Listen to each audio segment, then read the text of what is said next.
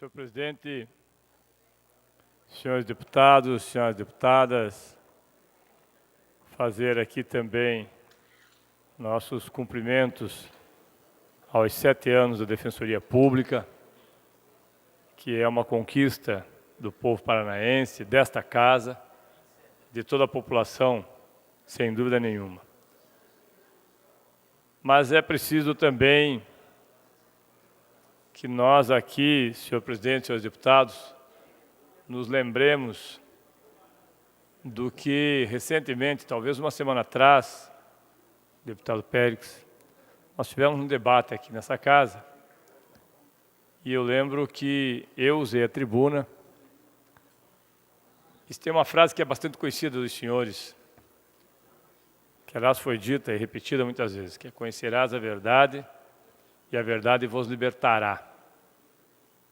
Eu não sei se ela libertará, mas a verdade é que aos poucos nós estamos conhecendo algumas verdades do governo Carlos Alberto, do governo do PSTB, do governo do DEM, do governo que por diversas vezes fez uma série de acusações e uma série de questionamentos, sempre se colocando como sendo o único, e talvez não apenas o único, mas o mais correto de todos os governos, onde, dito há alguns anos atrás, não havia uma única denúncia contra este governo ou contra qualquer um dos seus integrantes.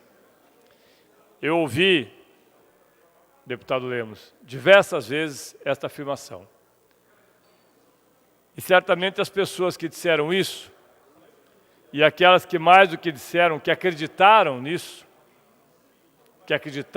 deputado Lécio, devem estar se perguntando como explicar agora a gravação que foi revelada na última quinta-feira de um executivo de uma empresa que concorreu ou que concorreria à tão famosa duplicação que nunca saiu do papel da rodovia 323.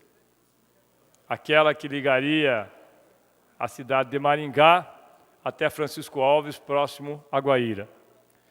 Este executivo, Pedro Rach, gravou, segundo ele, usando um iPhone S4 escondido no paletó, que havia permanecido desconhecida até quinta-feira, gravou uma conversa entre um dos principais secretários, assessor da Casa Civil, secretário da Casa Civil, senhor Deunilson Roldo, que acompanha o governador Richa já há algum tempo, pelo menos 12 anos, 14 anos, onde é sugerido que não participe da concorrência que será feita, da licitação que será feita para a construção, duplicação da obra, porque ela já está prometida para a Odebrecht.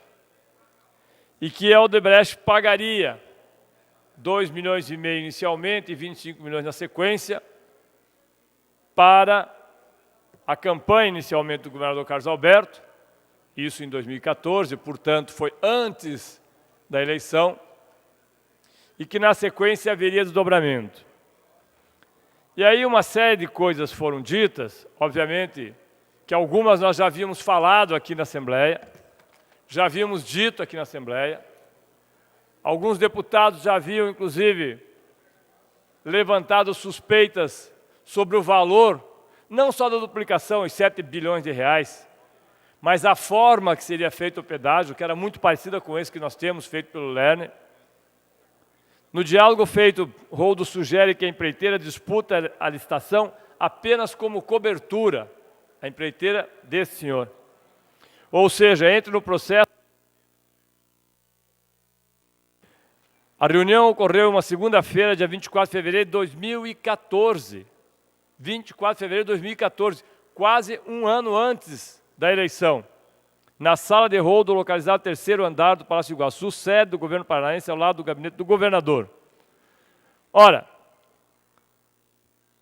estas doações, que segundo o delator vinham já desde 2008, não são nada mais, nada menos do que aquilo que todo mundo aqui na Assembleia e aqui do outro lado da rua dizia: este governo de santo não tem nada. De santo não tem nada. Apesar de sempre se fazer de santo. Apesar de sempre fazer o discurso de santo. Mas é preciso agora, não que o governador, ao qual nós, inclusive, entendemos que deve ser dado todo o direito de defesa, até o terceiro grau, uma frase do ex-governador e senador Roberto Requião, com seu tom sempre irônico, diz que, ainda que o governador seja preso, o ex-governador seja preso, isso só deve ocorrer depois de ser julgado em todas as instâncias, inclusive na terceira, que é o Supremo, porque tem o direito de fazer sua defesa.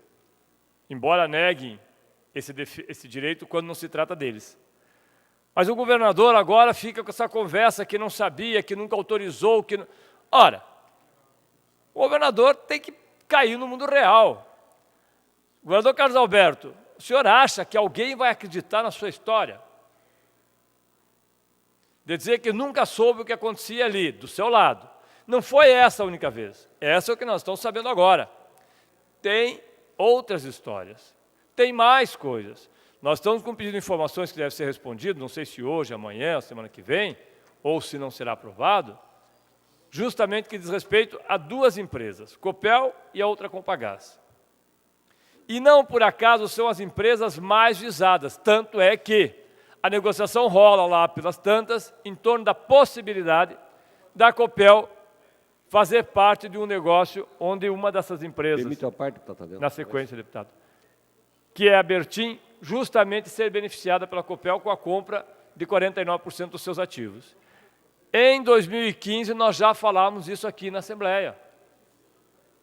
O que me surpreende, senhores deputados, é que esta chantagem, esta irregularidade, como dizem alguns, o senhor Deonilson Rodo diz que é apenas uma irregularidade, que nunca cometeu qualquer uma em 34 anos de exercício, e acho que não deve ser pré-julgado, não deve, até porque nós não queremos fazer aquilo que fazem diariamente, em nome, teoricamente, de uma situação de fato consumado, ainda que não provado, mas nós vamos fazer uma pergunta. Como que será o tratamento dado a estes senhores?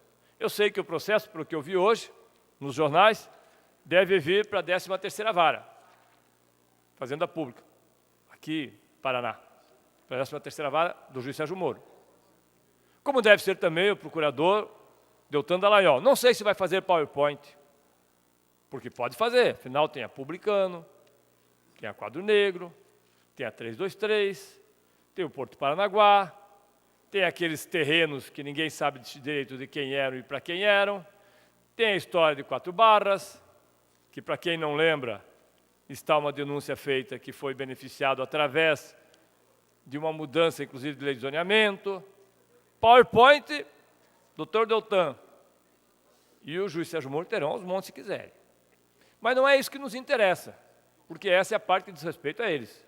O que nos interessa aqui enquanto Assembleia Legislativa, e se fosse em outros tempos, senhores deputados, se fosse no tempo do governador Requião, não tenho dúvida que a bancada que estava lá naquela ponta ia dizer: queremos uma CPI, mesmo que não tenha nada, mas queremos uma CPI. Vamos correr para pegar as assinaturas. Nós não vamos fazer isso. Não falei com o líder da oposição, mas nós não vamos fazer isso. Para isso existe quem de direito recebe para fazer a investigação. O que me surpreende é que isso tenha levado todo esse tempo para chegar a público. O que me surpreende é que nós tenhamos 4 anos, e nesses 4 anos nós temos que ter esperado para sabermos, através, segundo se diz aqui, de uma gravação feita pelo executivo que saiu do Palácio Iguaçu depois de conversar. Até ali, eram todos santos, tanto que foram eleitos, reeleitos, indicaram seus secretários, fizeram todas as suas atividades. E agora? E agora? Agora, Volto a dizer, conhecereis a verdade e a verdade vos libertará.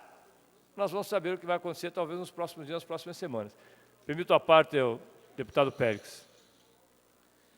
Deputado Tadeu, eu tenho denunciado muitas vezes que o problema do Estado brasileiro é que para descobrir um processo de corrupção tem que haver uma delação premiada ou um grampo telefônico.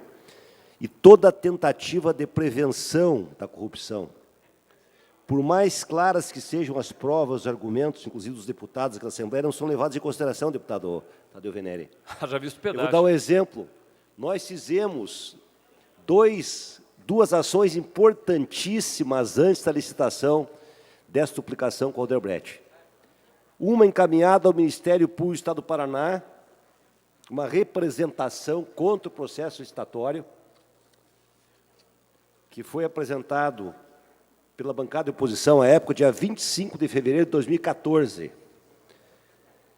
Representação em face dos responsáveis pelo edital de concorrência número 1/2014 da ER Paraná, destinado à celebração do contrato de parceria público-privada, na modalidade de concessão patrocinada para a exploração do corredor da PR-323, pelos fatos e fundamentos a seguir analisados, a fim de que sejam tomadas providências cabíveis. Síntese dos fatos.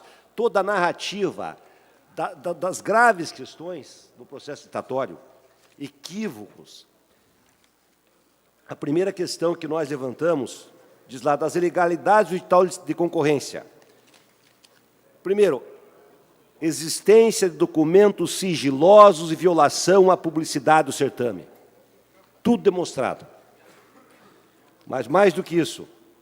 Item 2, a ausência de disponibilização dos estudos de viabilidade. Não existia. Outro item, a ausência de autorização legislativa da concessão patrocinada. Outro item da denúncia ao Ministério Público que nós apresentamos.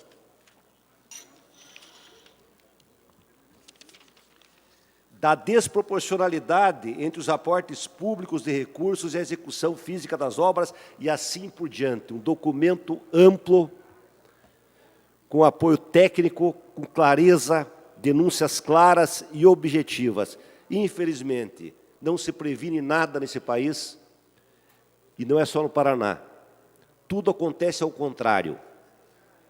A segurança pública exatamente é a mesma coisa.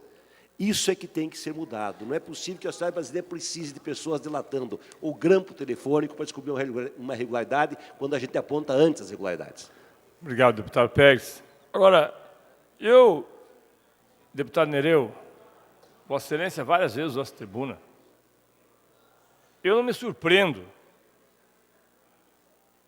com essa informação. O que me surpreende é a demora para que algumas coisas em alguns locais aconteçam. É a demora para que algumas ações tenham a celeridade que não leve 4 anos, 5 anos, 10 anos. Só para nós relembrarmos, na última semana saiu a condenação do senhor Youssef. Saiu a condenação do senhor Youssef, do senhor Ingo Ribert.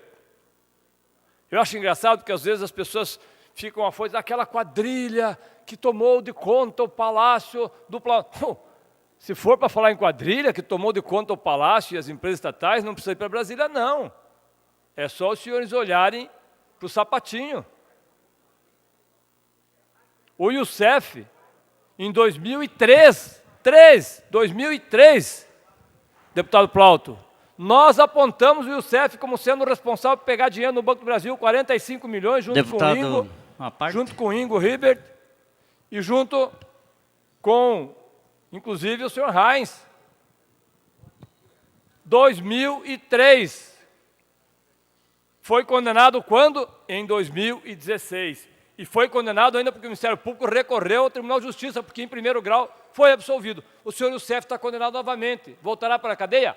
Não. Até porque ele foi condenado a 123 anos, mas pela sua delação pegou apenas 3 anos. Então, desculpe, deputado, meu tempo está esgotado, mas eu acho que esse é um tema que nós vamos debater, até porque é na sua cidade, é próximo à... Deputado Tadeu, por favor, 1 minuto para concluir. É próximo à sua cidade, diz respeito à sua região. Esta é uma obra que deveria ter saído. O governo, diversas vezes, Carlos Alberto veio publicamente, deputado, dizer que tinha dinheiro. Aqui eu escutei os deputados dizerem que havia dinheiro no cofre para fazer essa obra que mata todos os dias. Que mata todos os dias. Agora, talvez nós tenhamos que esperar mais 15 anos, 16 anos, talvez 30 anos, e aí, quem sabe, alguma coisa acontece. Porque, na verdade, se for da forma como foram algumas destas situações que nós apontamos aqui, isso aqui vai virar apenas notícia de jornal por alguns dias e desaparece, porque outro escândalo virá em seguida. Infelizmente, para aqueles que acreditavam que o mal existia apenas em algum lugar, terão que conviver com ele na sua própria casa. Obrigado, senhor presidente e senhores deputados.